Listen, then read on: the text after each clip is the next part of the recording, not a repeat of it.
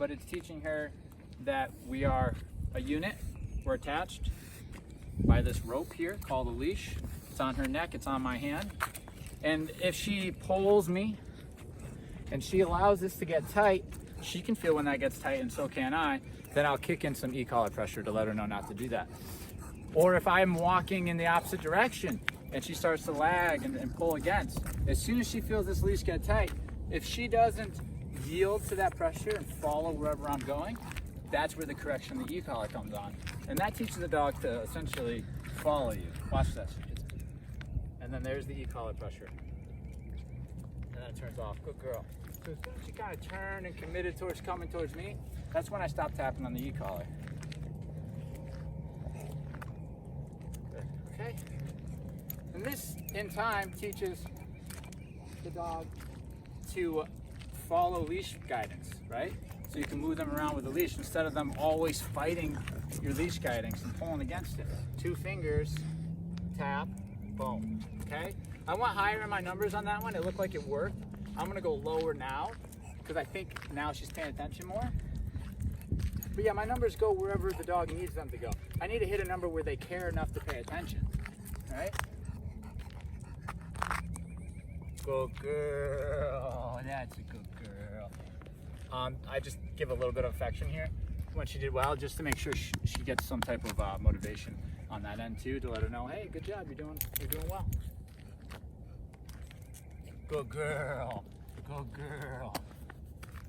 So now I think I'm gonna be able to get it. I'm getting lower and lower with my numbers. So basically that one that you seen where she kind of jumped, that was a 36. I made my way up there. Now I'm at a 10 and she's responding to it well. That's how we'll work sometimes. If we have to go high, we will, but we immediately try to go as low as we can. But if those low numbers don't work, we'll go right back up. The dog learns to listen to the low stuff, okay? Good, there was no e-collar that time because the conversation was all with my 2 fingers right here. When I said come this way, and she did, I didn't use the e-collar. That's the trick, good girl. Now look how she's starting to follow me, right? In just a few minutes. It's amazing, right? It happens quick. And here's the thing, guys, it's not just practical. I'm not just doing this so that she doesn't pull me around. Of course, I'm doing it for that reason too. I'm doing it to change the way she views me and our relationship. If we walk and we go where I go, and ultimately I'm in control of her movements, that changes the way she views me, which changes the influence I have on her. Means she's more likely to listen to me when I say no, right? So if we're walking and she wants to go bark at something, if I say no, she's more likely to take me seriously.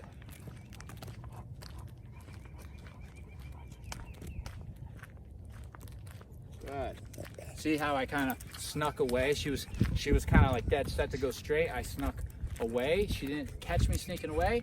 I let this get tight and then I corrected. What's going to happen is she's not going to let me sneak away after a while.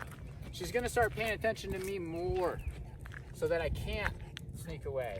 See? Good girl. Good girl.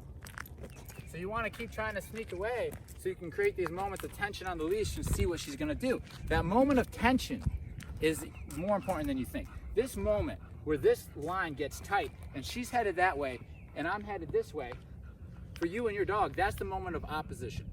That is the problem between you and your dog's relationship. Your dog wants to go there, you want to go here, and your dog's not listening. So we're having that conversation. The primary reason for your dog disobeying is they don't want to do what you want to do, they want to do what they want to do, happens as soon as you put this leash on and they start pulling you somewhere. Have the conversation. If you pull me, this is what happens. You're essentially saying, if I want to go this way, you're essentially saying, if I want to go this way, you're to follow me. And here's what happens if you don't. This creates a follower out of the dog rather than a dog who's always got its own agenda and you got your own agenda, and eventually you end up, yes you do, I know you do, you end up following the dog like this. And then you wonder why they don't listen to you when the guests come in and you tell it not to bark or it's barking at dogs. It's not going to listen to you. As soon as this gets tight and on this end of the leash, they're now walking you, it's over. It's over. So that's why this exercise right here, I'm gaining more social influence over this dog in 5 minutes, because as soon as this gets tight, there's a correction with me, right? On the e-collar. And it's not, I'm not mad, it's just how it is. And the dog learns this is the relationship with this particular human, right? Now I gotta follow her, okay? It doesn't take long, and it's all about how the dog views you. But if I let this dog, in the moment of opposition, where it wants to go that way, and I wanna go this way, she's now following me. She's actually given up the fact that she wants to go anywhere at all, and she's like, okay, where's this guy going? Right here, if she stops and says, I don't want to move anymore, it's a common one, and they lay down, and I'm trying to say, let's go this way. In that moment, if I don't correct to get her to follow me, and I give in to her and say she must be tired, that changes the way she views me. Okay, especially in the beginning of the relationship. She says, I can manipulate this guy. I can say, if I want to stop, we stop. That's not what you want if you want to lead, okay? So remember that, guys. You want to look for those moments of opposition throughout your day where your dog, you feel this tension and your dog says, nah, I'd rather not listen to it. Right here, see? See right here? This is clear to her. Make no mistake that I'm asking her to come towards me. And she's ignoring it. So what do? I correct. And then I guide. Good girl. And those are e-collar corrections. I started at a 10, I made it up to a 40 before she decided to come with me. And now I'm going back down to that 10, that mild number, and I'll try again. A little conversation, ask her to come my way. She does, no pressure. There's the pressure right there, because she decided to stop, okay? And then, watch what happens. Some dogs will fight you to the end the first time you do this. Some dogs won't, and they'll just give you that follower mentality right from the bat. Some dogs will go up the leash, some dogs will crocodile roll, some dogs will come at your face. All because you're saying, I want you to follow me. And they say no, and they get frustrated, right? Especially if they're not used to being told what to do. Good girl. See how easy that one was? Good girl. This is way more important than you think it is for mine and her relationship than it looks. She's starting to follow me when I talk to her like this. Good girl. That is me asking her to come with me. And that is her complying. Good girl. That's why I'm saying good girl. If she were to do one of these or kind of just take a little too long and start not paying attention and looking around, I correct. Because this is me talking to her.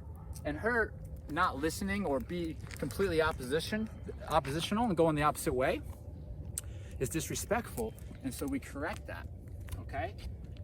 And what we create is a respectful dog who's calm and in tune with us, okay? And then from there, now that we got the mind paying attention to us, being respectful, okay, now let's teach a command.